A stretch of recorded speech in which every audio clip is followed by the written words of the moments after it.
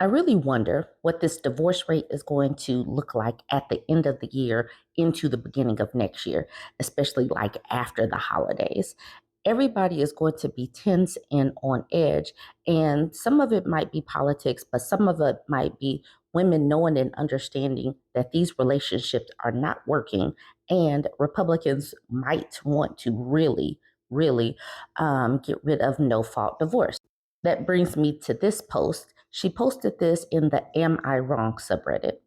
She says, Am I wrong for considering divorcing my husband before Republicans gain power? I wonder how many women are going to say this out loud and start making these plans. She says, My state specifically has mentioned ending no fault divorces.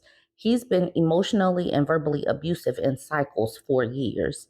Things like calling me a liar for saying I didn't know I had fertility issues, telling me if it wasn't going to happen that he'd go find a 20 something at the bar to have a baby with, that I'm a miserable person and socially inept. I'm too naive to take care of myself. It's taken a toll on my mental health to where I hardly spoke to anyone in my life for over a year. Right there, that part of the paragraph is enough to divorce him. That even one or two of those lines would have been enough. So, yes, you should be considering a divorce right now. He started counseling again like 2 to 3 months ago, but he hasn't gone in the last month. He had done counseling in the end of 2018, the beginning of 2019 previously. He's been better, but there's still something every few weeks that happens. This wasn't our first cycle through this, and I'm worried with the political climate that if I continue to give him a chance, that my option for divorce will be taken away.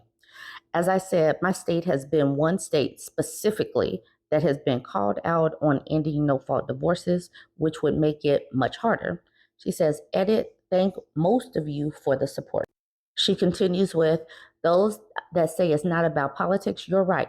However, without the threat of no fault divorces being taken away, which would result in needing to prove he's been abusive when he's never physically harmed me, and a judge could still say no, I would probably be allowing more time for him to go through counseling. There was an ultimatum that if he didn't go to counseling, that I was going to leave. I do worry that it's to placate me and it's not a serious change.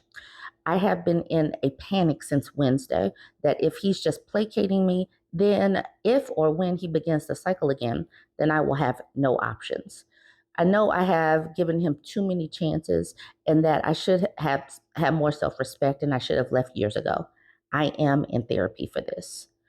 Those of you concerned about him being better off and being happier, I don't understand. Listen to this part.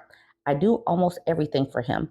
I make more money than him, and I've allowed him to treat me however he wants. Like, I don't even really think that we need to break this down very much. What she said in the first paragraph and down here as well says, girl, just break up with him. But I looked at her post history, and I'm going to get to that. I'm going to do a few of these comments, and then I'm going to get to her previous post from 4 months ago. So stay tuned. Red wine, not white wine, says, honestly, if you're debating it and have been for some time, you may have already made your decision. This person, all the taken name, says, yep, consult a lawyer, put down Reddit, and just do it already. Electrical Male says, exactly. It has nothing to do with politics. It is beyond time to go. There's a line in the movie Departed where Matt Damon says, I'm Irish. I will put up with what's wrong for too long. In this case, you're Irish. Peggy on the pier says, I'm Irish and I can verify that we do. OP, it sounds like you put up with a lot of abuse. You don't deserve to live that way. You have the right to feel safe in your own home and marriage. Get all your ducks in a row so you can leave safely. Good luck. A big brat says this. Honestly, even if no fault divorce wasn't at risk, OP is well within her rights to get out of this while the getting is good. For those saying politics has nothing to do with this, the threat of no fault divorces going away is very real. And it means OP's leaving is on a shorter deadline than it would have been had the election done another direction. Perhaps she wants to give the relationship one final try, but if no fault divorce is on the table in their state, it makes sense that this doesn't so much impact whether the OP leaves so much as when she should leave. OP, you're not wrong. My partner is incredibly supportive and hasn't even shown an ounce of abusiveness in the near decade we've been together. We live in a blue state with a robust state constitution. I'm still not sure us getting married makes sense in case states' rights are gone away with entirely and the dismantling of no fault divorce becomes federal law. Chronically Chronic says it shouldn't be about politics, but unfortunately, politicians have adopted facets of marriage and healthcare that have nothing to do with effective governance. Okay, I'm gonna skip down to the bottom. No Reveal says, you need to plan to leave anyway. Don't stay in this hellscape. Abusers do not benefit from counseling. They use it to manipulate, stay safe, and go regardless. The OP chimes in saying, unfortunately, I do see some of this from his first time in therapy. Thank you for the reminder. That's the reason why social media is so powerful. It gets everybody talking. Everybody is forming a circle around everybody else. And a lot of women are really benefiting from Reddit, from TikTok, from YouTube, and all of that. Y'all, so this woman has herself a pest that wants to nest and rest. She posted this 4 months ago in the narcissistic abuse subreddit. She says, how do I get him to take job searching seriously? She says, spouse was laid off a couple of months ago, and I know the economy is, but he spends more time playing poker and video games than job searching. He stays up all night and sleeps all day. I send him postings and tips and leads. I'm pretty sure I put in more time than he has, and I work full time, am in a master's program, and do 90% of the household duties and pet care. He's done a few chores since he's been off work, but not many. He has 40 more hours a week, and I don't know what he's doing with it. This says right here, that paragraph right there says, divorce this man. We are in a really bad place with the verbal and emotional abuse a couple of months ago. Wasn't the first time. And I think I'm afraid if I push him too much, the yelling and snide comments will start again. He says he's done with that, but I'm very cautious. Anyone's narc made permanent changes for the better before? Anyway, I'm trying to be understanding and supportive, but I'm at a loss of what to do here.